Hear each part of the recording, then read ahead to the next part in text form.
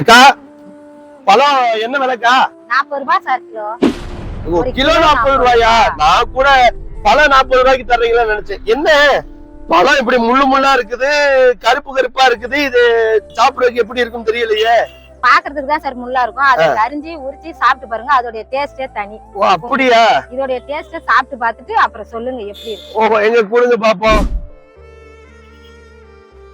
பாக்குறதுக்கு தான் முள்ளு சக்கை எல்லாம் இருக்கும். ஓஹோ, டேஸ்ட சாப்பிட்டு இது சாப்பிட்டு பார்த்தா டேஸ்டா இருக்கும். சூப்பரா இருக்குங்க.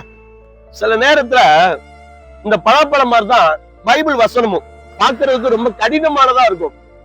ஆனா அந்த வசனத்தை உரிச்சு சாப்பிட்டு பார்த்து, அதாவது அந்த வசனத்துக்கு கீழ்ப்படிய ஆரம்பிச்சிட்டோம்னா அதுல வருகிற ஆசீர்வாதங்களும் பிளெஸிங்கும் அப்பா அப்பா அப்பா சொல்லவா வேணும்.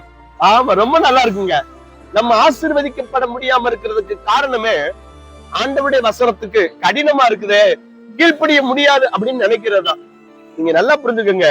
இந்த பழத்தை உரிச்சு சாப்பிடுற மாதிரி வசனத்துக்கு ஆமா உங்களை ஒப்பு கொடுத்து கீழ்ப்படிய ஆரம்பிச்சிட்டீங்கன்னா உங்க வாழ்க்கை சூப்பரா இருக்கும். உதாரணத்துக்கு, சத்துருக்களை சிநேகியுங்கள், சபிக்கிறவர்களை ஆசீர்வதியுங்கள். இந்த வசனங்கள்லாம் கடினமா இருக்கும்.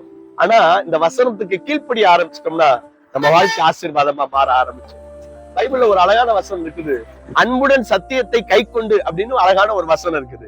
நீங்க கை கொள்ளுங்க, உங்க வாழ்க்கை ஆசீர்வாதமா அற்புதமா மாறும். ஆமா, உங்களை கர்த்தர் ஆசீர்வதிப்பார். God bless you.